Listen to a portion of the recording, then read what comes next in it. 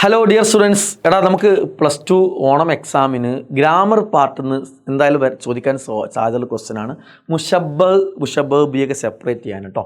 Okay, അപ്പോൾ ഇത് വളരെ സിമ്പിളായിട്ട് സാറ് പറയാം. നിങ്ങൾ മനസ്സിലാക്കിയത് 4 മാർക്ക് എങ്ങനെയെങ്കിലും ഇത് ഈസി ആയിട്ട് എന്ത് ചെയ്യാൻ പറ്റും, ഇത് സ്കോർ ചെയ്യാൻ പറ്റും എന്നുള്ളതാണ് ഈ ഒരു ക്വസ്റ്റ്യൻ്റെ പ്രത്യേകത.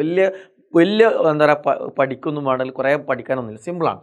അത് നമുക്ക് എന്ത് ചെയ്യാം, എന്താണ് ഈ മുഷബ്ബഹ് തശ്ബീഹ് എന്ന് പരിചയപ്പെടാം. ഇവിടെ തശ്ബീഹ് എന്ന് കൊടുത്തു. തശ്ബീഹ് എന്ന് പറഞ്ഞാൽ എന്താ വെച്ചാൽ കമ്പയർ ചെയ്യുക, താരതമ്യം ചെയ്യുക. അപ്പോൾ ഒരു കാര്യത്തെ വേറെ കാര്യത്തെ കമ്പയർ ചെയ്ത് പറയാം. ഓക്കെ, അതൊന്നും നമ്മൾ മനസ്സിലാക്കണമെങ്കിൽ ഞാൻ അത് പറഞ്ഞത് ബാക്കി മനസ്സിലാവണമെങ്കിൽ ഒരു ബേസ് വേണം, അതുകൊണ്ട് സാറ് പറയാം. അപ്പോൾ അങ്ങനെ കമ്പയർ ചെയ്യുമ്പോൾ അങ്ങനെ കമ്പയർ ചെയ്യുന്നതിന് അറബിയിൽ തശ്ബീഹ് എന്ന് പറയാം.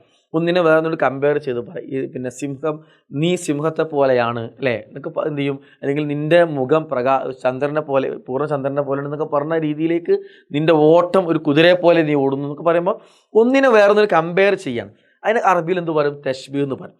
ഈ തശ്ബീഹിൻ്റെ അർക്കാൻ റുക്കിനുകൾ 4 ഉണ്ട്. ഒന്ന് മുഷബ്ബഹാണ്.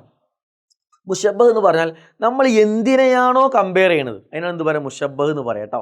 രണ്ടാമത്തത് അൽ മുഷബ്ബഹ് ബിഹിയാണ്. മുഷബ്ബഹ് ബിഹി എന്ന് പറഞ്ഞാൽ എന്താണ്, എന്തിനോടാണോ കമ്പയർ ചെയ്യണത് അല്ലേ. നീ സിംഹത്തെ പോലെയാണ്, അപ്പം നീ എന്നുള്ളതാണ് മുഷബ്ബഹ് അല്ലേ. അതേപോലെ സിംഹം എന്നുള്ളതാണ്, സിംഹത്തിനോട് കമ്പയർ ചെയ്യുക, അപ്പം സിംഹം എന്നുള്ളത് മുഷബ്ബഹ് ബിഹിയാണ്. ഇനി മൂന്നാമത്തത് അദാത്തു പിന്നെ തശ്ബീഹ്, കമ്പയർ ചെയ്യാൻ ഉപയോഗിക്കുന്ന ടൂൾ വെച്ചാൽ ഇവിടെ അക്ഷരം, അതായത് തശ്ബീഹ് എന്ന് പറയുന്നതാണ്. ഇവിടെ എപ്പോഴും നിങ്ങൾക്ക് ഒരൊറ്റ ആൻസറേ ഉള്ളൂ, ഏത് എക്സാമ്പിൾ വന്നാലും ക എന്നുള്ളതാണ് നിങ്ങൾക്ക് വരുന്ന ആൻസർ, അത് മാത്രമേ ഉള്ളൂ കേട്ടോ, ക ആയിരിക്കും. വജു ഷബ് എന്ന് പറഞ്ഞാൽ അങ്ങനെ കമ്പയർ ചെയ്തിട്ട് എന്ത് ഗുണമാണോ പറഞ്ഞത് അല്ലേ, നീ സിംഹത്തെ പോലെ നിൻ്റെ ധീരത, നിൻ്റെ ഓട്ടം കുതിരയെ പോലെ വേഗതയോടെ പറഞ്ഞത്. അപ്പോൾ ഏത് ഗുണമാണോ കമ്പയർ ചെയ്ത് പറഞ്ഞത് അതിനാണ് എന്ത് പറയാം, വജു ഷബ് എന്ന് പറയാം. ഓക്കെ, അപ്പോൾ നമുക്ക് ഇനി ഇതെങ്ങനെ കണ്ടെത്താം, ഈസി ആയിട്ട് അർത്ഥമൊന്നും അറിയാത്ത കുട്ടിക്ക് എങ്ങനെ കണ്ടെത്താം. അപ്പോൾ നമ്മൾ ശ്രദ്ധിക്കേണ്ടത്, ഇപ്പോൾ ഇവിടെ ഇതേപോലെ 2 എക്സാമ്പിൾ നിങ്ങൾക്ക് തരും. ഞാൻ ഇതിവിടെ എന്ത് ചെയ്തിനാണ്, നിങ്ങൾ ആകെ പഠിച്ചു പോകേണ്ടത് മുഷബ്ബഹ് ബിഹി, അതാത് തശ്ബീഹ് വജു, ഇത് പഠിച്ചു പോകണം. കാരണം വെച്ചാൽ ഇതേപോലെ ഇവിടെ ഫില്ല് ചെയ്യാതെ നിങ്ങൾക്ക് കൊടുത്താൽ എന്ത് ചെയ്യണം, നമുക്ക് സ്വന്തമായിട്ട് എഴുതാൻ പറ്റണം.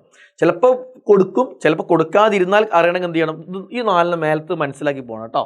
ഓക്കെ, അപ്പോൾ ഇതിലെന്തുണ്ടാവും, ഈ അതാത് തശ്ബീഹ് എപ്പോഴും ഈ കമ്പയർ ചെയ്യാൻ വേണ്ടി എപ്പോഴും എന്തോ ഉപയോഗിക്കുക, ക ആണ് ഉപയോഗിക്കുക. അത് നമ്മളെ കാനെ മാർക്ക് ചെയ്യാം, ഈ കാൻ നമ്മൾ മാർക്ക് ചെയ്യാം. ഓക്കെ, ഈ മാർക്ക് ചെയ്താൽ നമ്മൾ എപ്പോഴും ശ്രദ്ധിക്കേണ്ടത് ഈ കാൻ്റെ മുമ്പിലുള്ളതായിരിക്കും എന്ത്, എപ്പോഴും മുഷബ്ബഹ്. അപ്പോൾ മുഷബ്ബഹ് 2 കിട്ടിയല്ലോ, കാൻ്റെ മുമ്പിലുള്ളത് മുഷബ്ബഹ്. അപ്പോൾ ഇതും കിട്ടി.